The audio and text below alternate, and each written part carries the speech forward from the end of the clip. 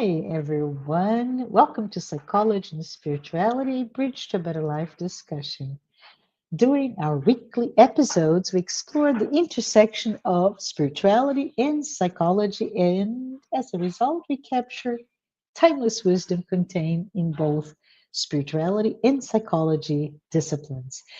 My name is Marcia Trajano, and today I'm so very happy to welcome a what I consider a very, very special guest, a friend, psychologist and spiritist educator, Yuri Castro. And hi, Yuri, how you doing? Hello, Marcia. Hello, everybody. I'm doing very well. I'm very honored and joyful to be here today. Awesome, it's so good. And together, we will dive into this topic, right? A search for meaning that somehow affects all of us at some point, if not now, right? At some point of our lives. And we are inspired by Joanna DeAngelis. And with that inspiration, I propose, Yuri, that we explore how suffering, creativity, and spirituality, religiosity are part of this journey that we look and we find purpose. And of course, spoiler alert to everyone, not in the outside world, it is this journey within. But Yuri, before we begin our conversation, if you don't mind, I think we should discuss a little bit the concept of the opposite of meaning, which is the existential vacuum. And that concept was introduced by Viktor Frankl. I love Viktor Frankl. And if you who are here with us have never heard or read his work, please do. Right. So who was Viktor Frankl? He was an Austrian psychiatrist, really known because he was a Holocaust survivor, and he founded the field of logotherapy. He also, in his work, introduced this existential vacuum concept, and the concept really described the quite widespread, right, psychological state of inner emptiness, this sense of loss of meaning, especially as our societies evolved to a modern, industrialized, rushed society. I say rushed, I could say distracted more than rushed. But Viktor Frankl, he observed, so you have to think about Holocaust survivor, right? So 1945 on. And he observed that many people, though outwardly successful, right? We're talking about I am wealthy, I am healthy, I am good looking, I am powerful, whatever is the trappings of external material success, right? Or even comfort, they, despite all of it, they feel hollow inside. They suffer no longer from physical deprivation. And I immediately think about Maslow's pyramid, right? Of we need to do the basic needs first. But anyways, back to Viktor Frankl. Um, not from physical deprivation, but perhaps the spiritual disorientation, which really means I don't have a purpose. Yuri, I'm thinking I'm your patient now. Yuri, Doctor Yuri Castro. I don't have a purpose. I don't have direction. I have no. I feel there's no ground in where I rode. So he mentioned ever more people today have the means to live, but no meaning to live for, and it's so profound, right? Right. And it's like this silent despair, um a life of distractions. And we know since the 2000s, and I'm talking about we're 25, 2 decades and a half later, with the onset of widespread acceptance of social media, that we are more and more and more distracted, but also, if you will, he was talking about this kind of inner, of course, it's an inner experience, inner homelessness, right? Where my soul, my spirit knows that it belongs somewhere greater, but doesn't know how to get to that place, how to return to that place from the begin with. So we're talking about depression, anxiety, addiction, consumerism. My problem specifically, I confess, workaholism. In some cases, we see chronic boredom. I see, especially in the younger generation, either a ingrained sense of conformity, right, as trying to hold on to or find meaning, or the other way around, rebellion, right?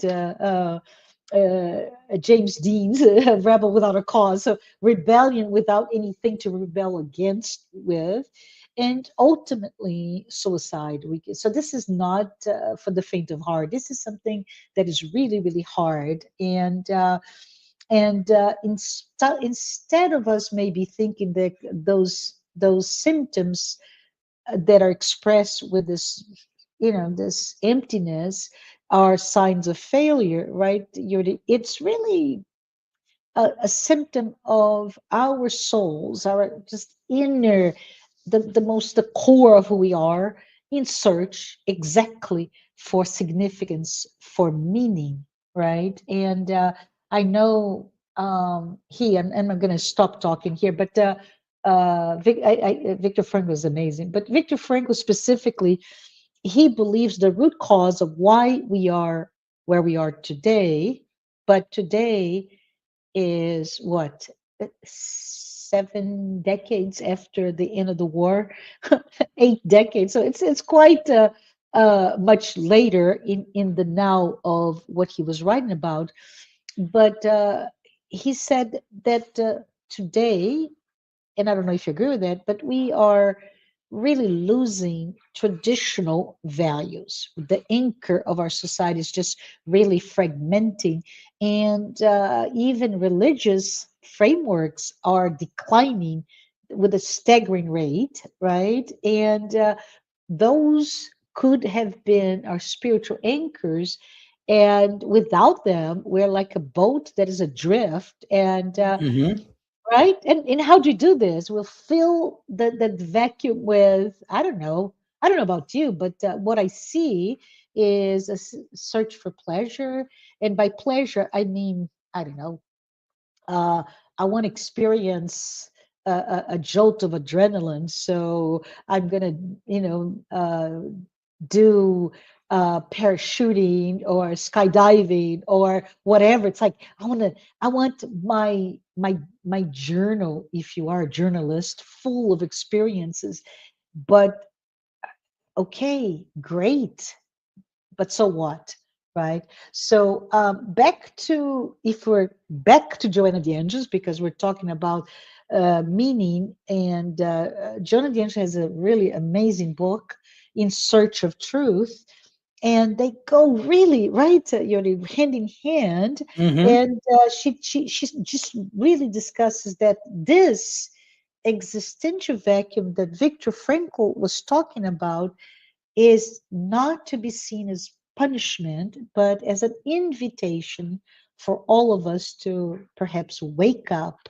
And she even would say, this is me, Joanna DeAngelis, trying to be, get your words, but she would say, this is a call from yourself, right? Yourself, your spiritual side, that deep, immortal side of who we are, urging you and me, all of us, to go beyond our appearances, reorient our lives to look for maybe our true purpose, which should be perhaps to grow, to serve, to love, and somehow return to the divine.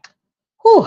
I talked a lot. So if we go back to her again, we see that Joanna the Angels provides us with a right at beginning of one of her chapters in the Search of Truth. She says the following. Are you paying attention, Yuri? No one, because I'm going to ask you a question now. No one bearing consciousness can journey through Earth without an existential purpose. So, Yuri, what does it say about our emotional and spiritual needs today?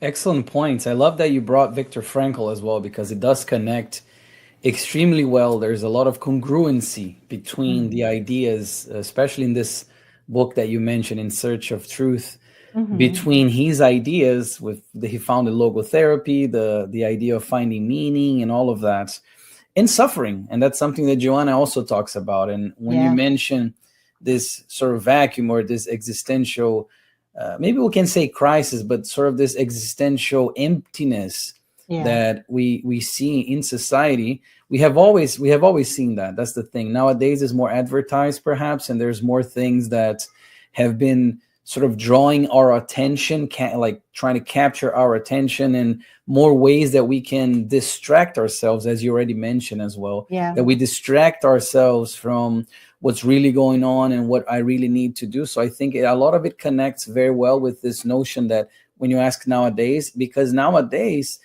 we have so many things that can pull like I said, they can pull our attention, and we're trying to find meaning. And I say we as a whole, as a like society as a whole, I'd say, but it's so hard nowadays because even things like you said, spirituality, all those things are sort of declining because there's so many pleasures of the flesh and pleasures of the body and immediate rewards. So our yeah, dopaminergic neurosystems are addicted to this sort of shots of dopamine that give us pleasure that's quick and it's accessible. And nowadays everything is more yeah. accessible. And that's something I wanted to bring and see if you Yeah. agree, Marcia. But Uh, before, I think we've all, as humans, we've always experienced this existential emptiness, at least at some point. Maybe those who are listening or watching this are saying, oh, but I don't experience that. Okay, good. But at some point, it's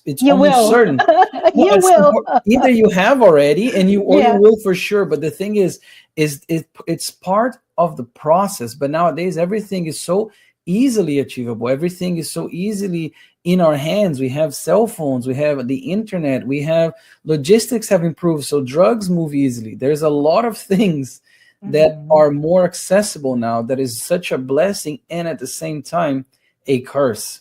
And that's what we Y- see, this epidemic in mental health and all of these issues in society. I think, I don't know what you No, no, think. no. I just, I'm seeing a lot of mental pictures with what you're saying, and when you talk about just, in passing about improvements in logistics, I Right, don't know because if it's it, something that we don't realize. But nowadays, yeah, when I say everything is more accessible, I don't just mean the internet. If we go back, I don't know, yeah, 200 years ago, how hard was it for people to, all these new drugs are being created, all these things are yeah, moving so much faster because logistics have improved. It's sort of like an operational yeah. viewpoint, but it feeds into this rhetoric that I'm saying, that everything is so much more accessible and so It's much at, more yeah, in our at your hands. fingertips, right? And if we think about it, this is just the image that came to my mind.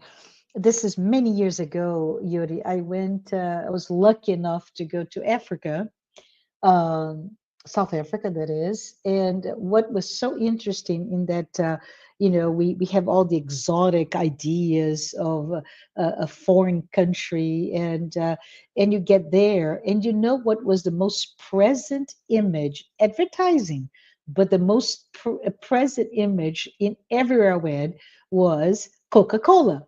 I was gonna guess McDonald's, but oh, Coca-Cola, okay. Coca-Cola. And of course, I lived the majority of my life, by far, has been living in the city that is the headquarters of that company in Atlanta. So Coca-Cola was very present True. from that, right? And it's just very interesting because if you think about it, it's all about logistics. The company is no longer a company that transcended the ability to bring an amazing drink, if you like it, right? An amazing drink to anywhere in the deserts, in the Arctic, whatever you are. Yes. Coca-Cola is present, but it's the idea of the transcending the complexities of logistics. But back to you. I just had to say that it came really strong, that image of Coca-Cola in Africa. And you make a good point, because even Coca-Cola, okay, it's a soda, right? It's not Yeah, that harmful, but it is also harmful, and it's also more accessible now than ever. And there's so yeah, many synthetic drugs being created nowadays versus 100 years ago, 200 years ago. So yeah, everything nowadays is, like I said, more accessible. And I think, again, it's a blessing, because a lot of the things that I'm glad we have more accessibility, but at the yeah. same time, it can be a curse, because it can put us in a position where we as being Hmm. creatures of habit, we want to go with the easy route. Usually we don't want to Yeah, do things that are hard by nature.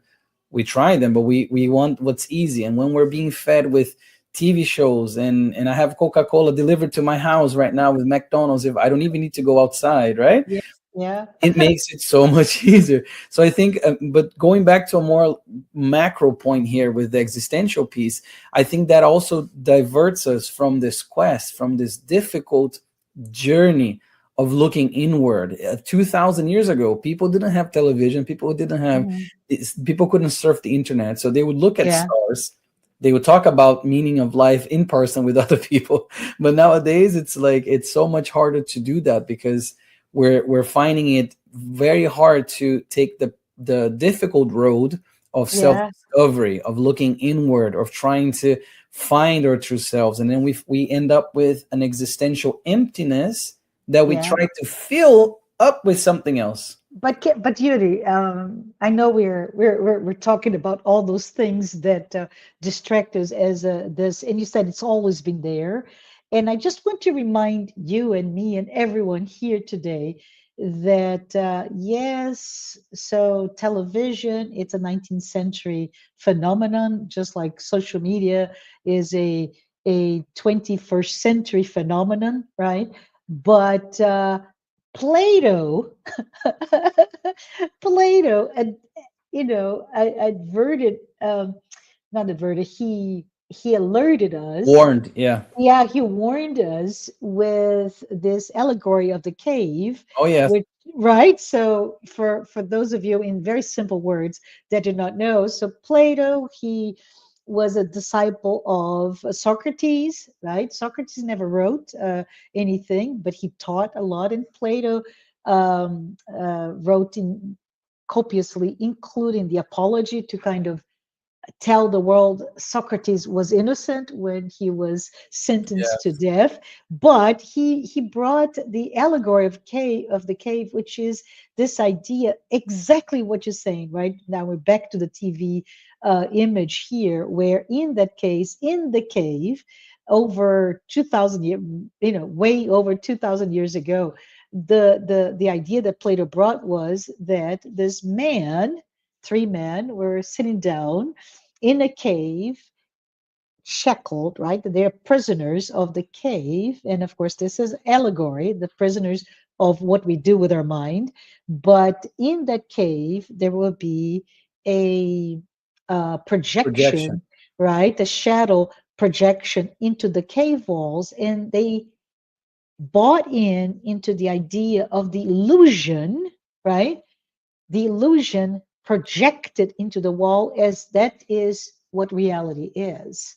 And of course, the allegory goes into one gets out and blinded a little bit, but then he sees reality is much more colorful, beautiful, full of sensations than doing that. And he comes back to free the others, and they are like, no, no, you're lying. This is reality. And this is perfect to what you're saying just right now. So many years ago, we're still dealing with are we prisoners in the cave, or do we have the courage, right? The courage takes courage to say, eh, this is just an illusion. Let's go to the reality. But in this case, and my thought now goes to the Matrix, the movie, right, where it's a reality within a reality within a reality. It's the idea to wake up to the reality may not Uh-huh. be as pretty or as curated, as edited as you would like, but it's real. So what is real in psychology and spirituality? Because I think the spirits book brings that in question 132, right? What is the purpose of our lives, our reincarnation, which is to attain perfection, to have a life that has a moral direction. So, what does it mean, Yuri, to have that moral direction that Allan Kardec brought to us in 1857? Absolutely. And I think it goes very well with Joanna D'Angeli's work. This Mhm. idea of, and then she talks about, of course, she brings a lot of Carl Jung in the Mhm. situation, using the individuation, reaching the Yes. plenitude, all of those like terminology. But Mhm. this idea that we are souls, we are immortal souls, and we go through different processes of reincarnation, so acquiring temporarily a material Mhm. body so we can progress. The whole Yeah. purpose is to progress, and that's something that I love about spiritism, and that merges very well with psychology. This idea of we are here to progress, we are here to ameliorate our Yeah. own moral situation, and by doing such we invariably ameliorate those around us. Yeah, yeah. And I always think about it. This is my the I'm joking today too much. I'm sorry, Yuri. But as a kid, right, living with a deeply religious family, especially my grandmother, and she just this beautiful woman that just welcomed us in her warm embrace as little kids, 5-year-old. And she would ask, well, Marcia, what is the purpose of life? This is my grandma talking to a 5-year-old Marcia. And I would say, well, grandma, it is to leave better. And I'm not saying live better, I'm saying leave better. What do I mean by that as a 5-year-old? That whatever you are, if you only make it better, you're already in the right space that we need to be. Because, of course, a 5-year-old is different than a 10-year-old, so on and so forth. So, from that perspective, you use the word ameliorate, right? So, we're here to be better as those immortal souls that we are, as you mentioned. But we also have the responsibility that if we see suffering in ourselves and around ourselves, what are we doing to ameliorate, to make it less painful, that situation within us and around surrounding us? Without charity, there's no salvation.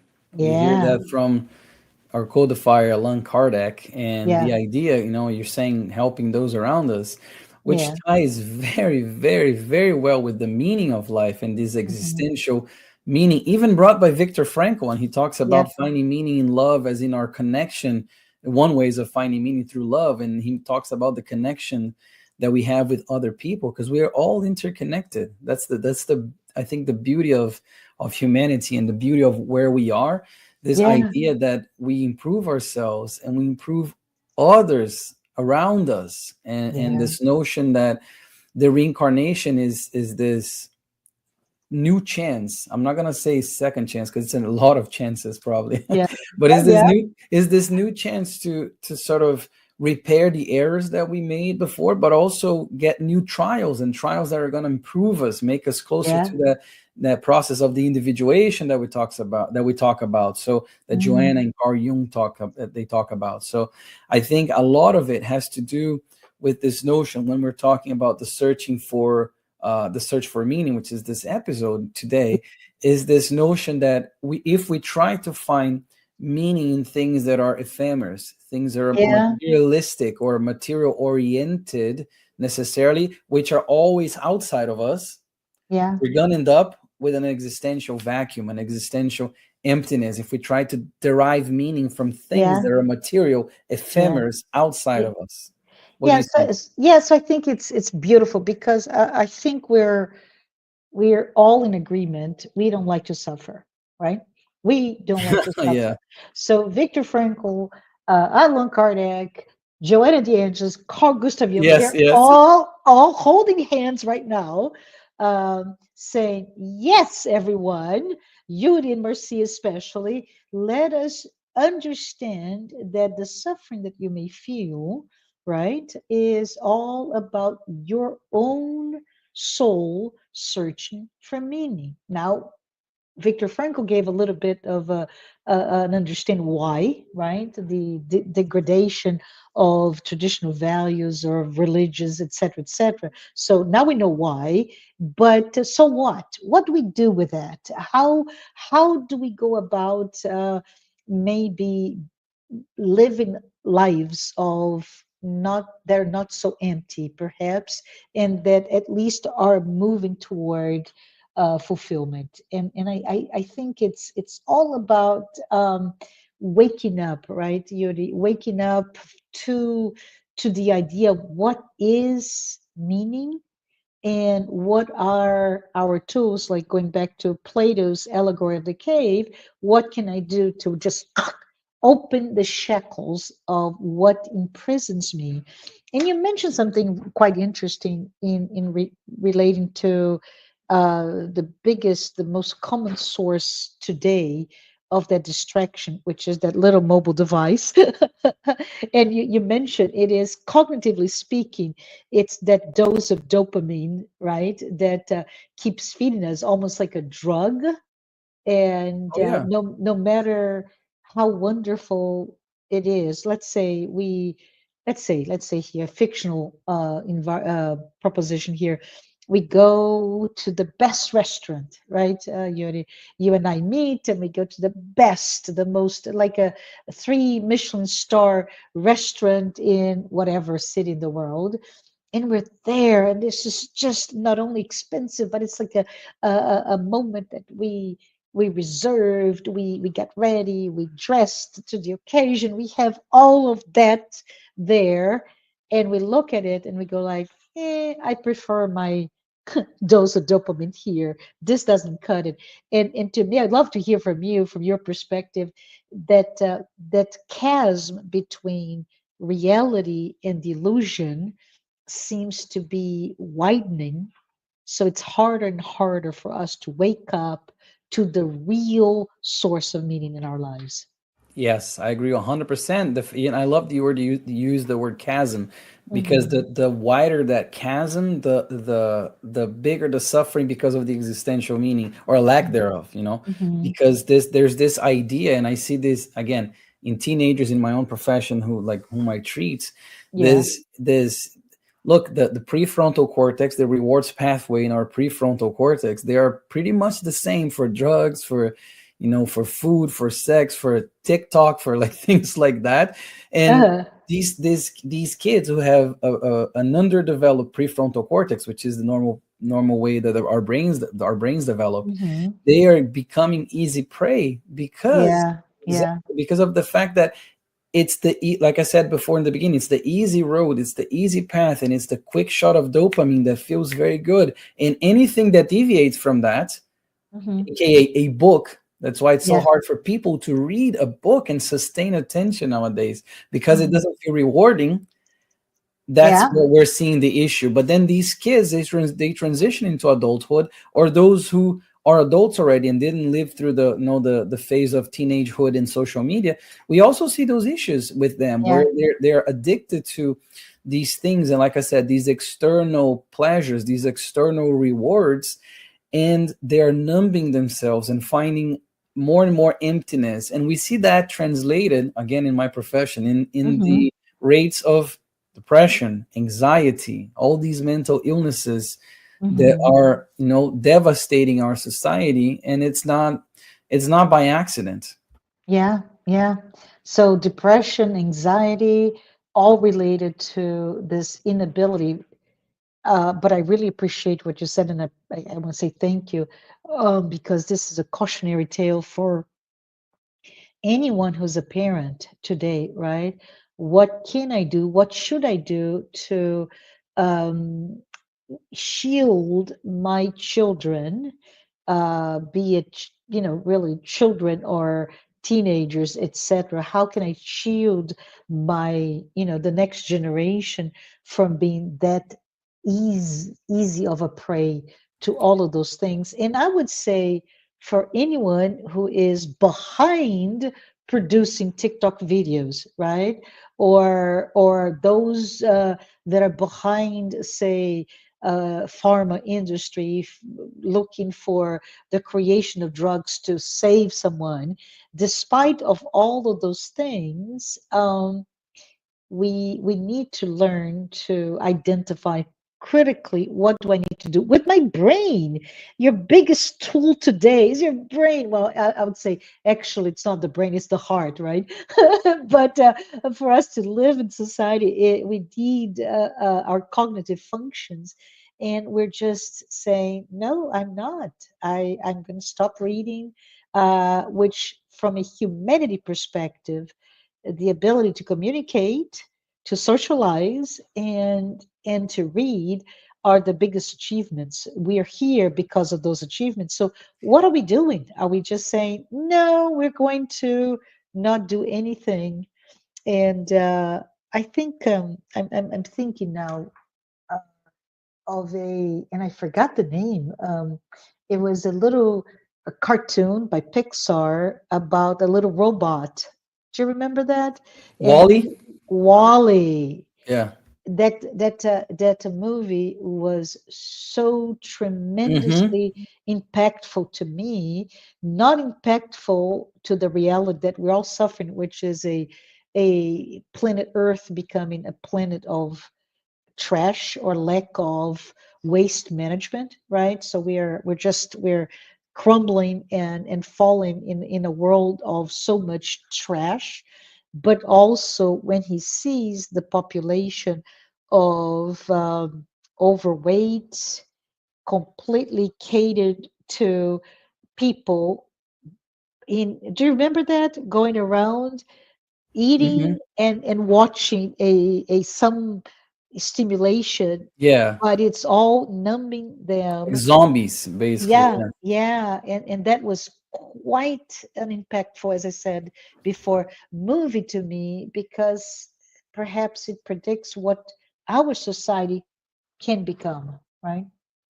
No, absolutely. And if you think about it, the movie was done in 2008. So Yeah, it's been a yeah, while ago, and yeah, it's very much predictive. And I said, and also said that it's a blessing and a curse, all these things, because I mentioned TikTok and YouTube, all those things that are very yeah. addictive. But it's thanks to YouTube, thanks to technology, that you are in Tennessee, I'm in Florida, and this video Ah, might reach somebody that is in yes, China right now. So yes, it's yeah, also a blessing that we have this accessibility as yes, well. But yeah, it's not about the instrument. I always say this about the use of the instrument. We can yeah, use YouTube, we can use TikTok to spread joy, to spread hope, to spread yeah, the good news with capital G and capital N. But at the same time, we can use to just make viral things that will lead to nowhere. So it is the use of the instrument, and I think that speaks a lot to the moral development as of ourselves and as a society, because we are, as Joanna De Angelis says and always yeah, says in her books, we are progressing. We are still lagging behind. We learned that through the spirits in Allan Kardec's work as well. We're yeah, still lagging behind morally, but technologically we advance very well, yeah, intellectually too, but morally we're still lagging behind. And I just wanted to mention one thing too, Marcia. I think when you're talking about before, it made uh, me think of this conversation of it's so hard for somebody to read a book, and I mentioned it because yeah, there's so many easier ways to get rewards. I thought of art. We were talking just before yes, we went live here. We were talking about art and museums, and I'm thinking it is so hard for somebody to go, let's say a teenager, to go and try to appreciate looking at art in museums when they yeah. can just be in the comfort of their couch on their phones, just looking at something and not having the effort to do that. Well, and I know I have a background in art history, right? So I do appreciate art, and it's so funny because today there's a phenomenon quite interesting, but it talks about the difference between reading, perhaps you correct me here, please, but reading, right, a book and immersing in a video where pretty colors, movement, music, all of it creates that ambience. So you don't create in your mind; it's given to you. And today, the difference between and I don't know if you've been to any of those, but those immersive I was thinking experiences, exactly that as you described. yeah, yeah. And I went to a couple. One of them that was so touching to me was a Vingo, right? I To did that bring. too.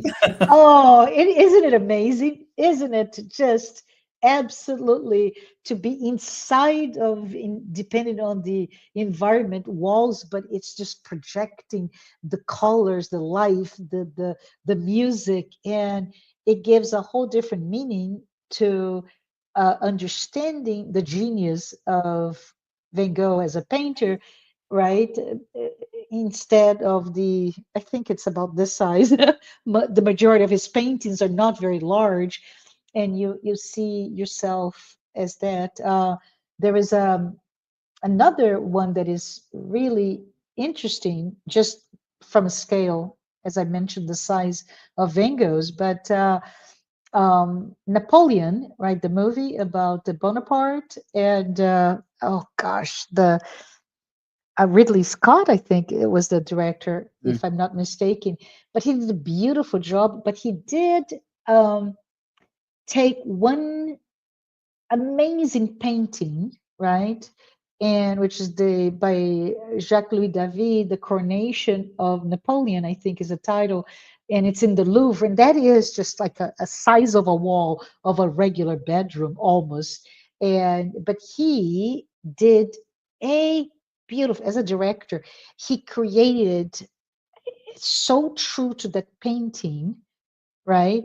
Created in a movie. So for those that have been to the Louvre, have studied, have read about the art of David and this particular work, and which is a recreation of reality, the reality of the coronation that happened in real time, and then there's a projection to a painting, Uh-huh. and then the painting becomes projected to a movie, and somehow you get aided with images that, of course, you create stories in your mind of what that it means. But anyways, we digressed. Tell us about the prefrontal cortex, how it feeds to that immediate gratification, right? I'm just trying to remember the Yeah. points, right?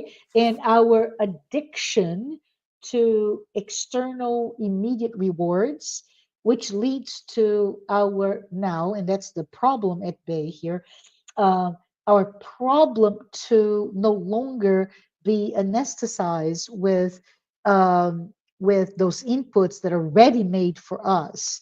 Maybe another analogy would be the how most families now, especially here in the US, no longer, despite their beautiful kitchens and beautiful, amazing appliances, we have become really unable to take the time to cook, and the slowness, right? There is a slow cooking movement in Italy for a couple of decades now that talks about the how slow cooking, the slow eating, the kind of, let's go back to how things were before technology.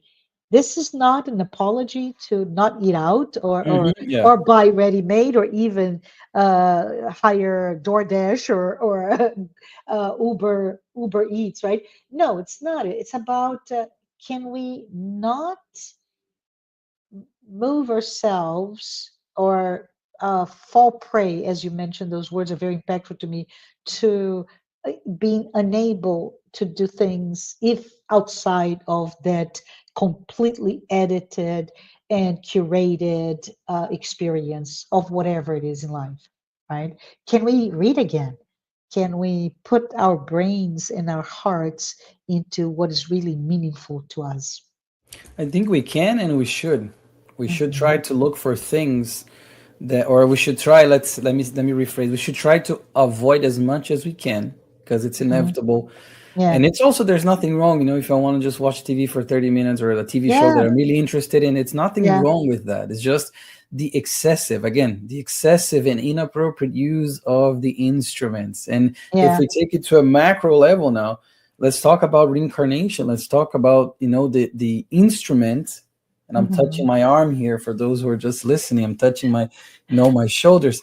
This Yeah. instrument that we receive called our bodies, are the Yeah. reincarnation as Yeah. this moment in Mhm. time, in small moment in the whole, like, m- Yeah. the whole timeline of the spirit as an immortal soul. There's just this tiny moment that we have received, that we have been granted. And how are we Yes. using this instrument, our Yeah. own bodies? How are we using our Yeah. times? And that's what I'm talking about. It's the misuse or the excessive inappropriate use of time, of our instruments, of our brains, of eating too much, and Ah. Yeah. enjoying too many things that are not going to do us well, which Yeah. invariably, Marcia, I think what they do is they move us away, or they like I said, we fall prey to them, and they move Mhm. us away from the journey of self-discovery, from Absolutely. the Yeah. difficult aspect of looking inward and connecting with God and connecting with myself. What do you think? Yeah, I love it.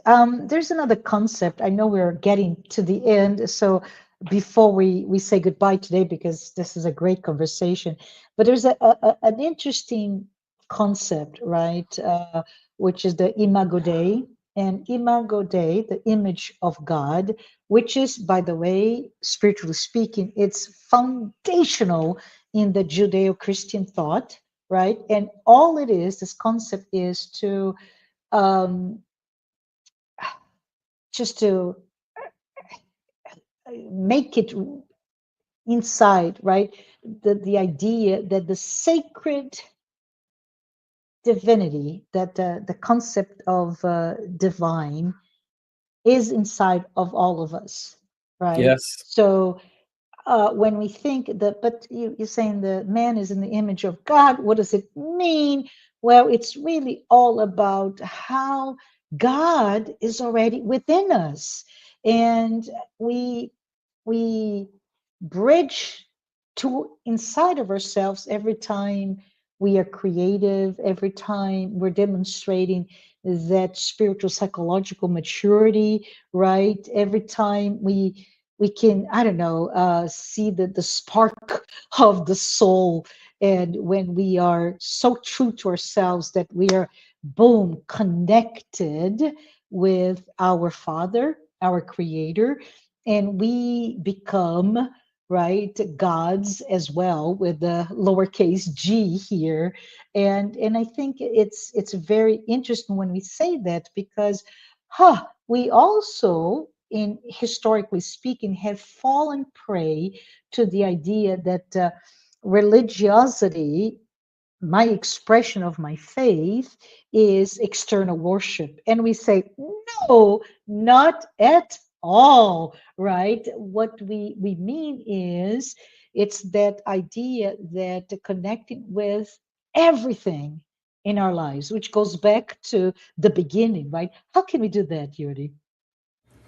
Great point, because and as Joanna says, it's part of the process of our Mhm. own evolution that we learn as we go. And this Yeah, idea of that image of God, and also God is like us, so God is, has a yeah. beard, he's a man, and he's punitive. If we even look at the Old Testament, it was Uh, this very vengeful God. And then yeah. in the New Testament is somebody that's merciful, so it's already a step Yes. forward, in the Yeah. direction of good. So there's I think we learn as we go. I think we're gonna be, in a couple of thousand years, we're gonna look back and see, oh, what we had so many different ideas and outdated ideas, and we're looking back now like, oh, 2000 years ago, this is what they believed in. But it's part of the Yeah. process, and I think it Yeah. is. There's nothing wrong with that. And we talked in different episodes about, the shadow and all these things related to Carl Jung, and there's nothing wrong with that. It's part of the process. So accepting and understanding it and looking at it Yeah. from a standpoint of like, from a loving standpoint, it's part of who we are. The same way you look at a child that's learning to walk, you don't frown, you don't think it's bad that they're tripping and they can't walk, that they're all like shaky. You look at it with love, like, oh, that's so good, like they're learning and one day they're going to walk and then they're going to run. It's kind of Yeah, like that in our evolutionary process from the yeah, moral and spiritual standpoint. So all these things that before we looked, as you said very well, we looked for external uh, um, sort of not gratification, but a sort of an external function of, oh, I'm going to sacrifice an animal, I'm going to sacrifice a human being for God, I'm going to, all these external things looking to the approval of God. But when we know now that it's all in it's so here, simple. It's so simple, it's isn't it? much more simple, it's much more beautiful, and we all have access to God. We don't need to sacrifice animals to achieve that. We don't need to pray a certain number of times in a very mechanical way to talk to God. I think that's Yes, the beauty of I love learning, it. Yeah, yeah, and growing and evolving. yeah, absolutely. But we can talk so much more about meaning, the search for meaning, right, Yuri? But I want to say, just as we wrap up our time together, um, again, Joanna de Angelis in her work reminds us that our journey today, our life today, is not about escapism, right? That's the main lesson. It is really the contrary. It is about diving deep into our own inner depths to discover that divine spark, right? That we talked about it in just a few minutes ago, that imago Dei.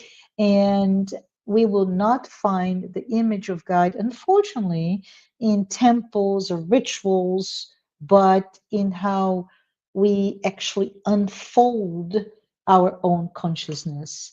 And we do that, I don't know, prayer, service, art, or even the silent introspection that is harder and harder for us to do, right? But let us accept this invitation from Joanna and take one step at a time to go inward and to perhaps go back to expand our capacity to think, to meditate, to reflect, to love, to understand, to live, right? To live with meaning. So I would say let us all, Yuri, honor our own individual path of awakening, right? Honor as the little child that you mentioned that falls, and we honor, we embrace, we applaud the effort to, oh, you fell, let's get up again, right? And let us all be on the right path to search for our own meaning and to go back home. Go back home to where we Yes. were. But I want to say thank you. Thank you, Yuri, for being here with me. Thank Thank you. you, all of you who are here with us. And until next time, let us all be aware of this beautiful journey. For those of you who are just now the first time joining us, this is our psychology and spirituality weekly talks, and they're all based on the works by Joanna de Angelis. But I hope you're able to get some ideas on how those concepts, right, spirituality and psychology, kind of merge together, and gives us a notion to learn and to be kind to ourselves. I wanted to thank you, Yuri. I want to thank also our sponsors, Mansão do Caminho, the United States Spiritist Federation, the International Spiritist Council, AMI Brazil, the Brazilian arm of the Medical Spiritist Association. But we'll be back again in another episode. And until then, thank you so very much, everyone. Thank you.